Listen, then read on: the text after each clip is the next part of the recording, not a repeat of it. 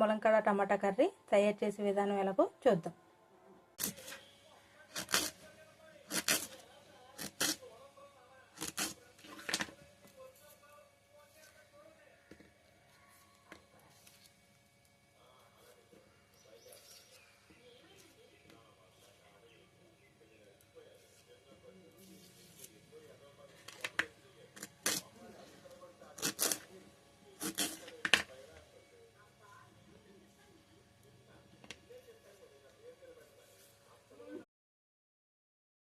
కడాయిలో ఒక 3 స్పూన్లు ఆయిల్ వేసుకుందామండి.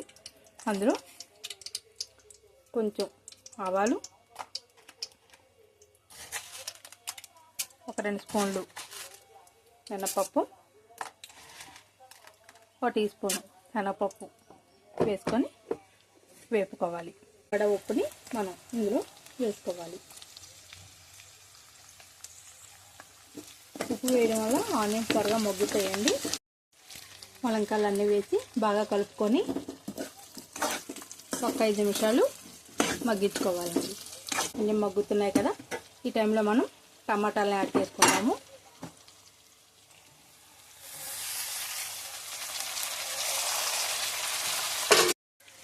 ఇప్పుడు మనం వీటిలో ధనియాల పొడి, కారం, పసుపు, జీలకర్ర పొడి, ఉప్పు ఇందాక ఆల్రెడీ యాడ్ చేసి ఈ కర్రీలో మనం వేసుకోవాలి. గ్లాసుడు వాటర్ సరిపోతుందండి.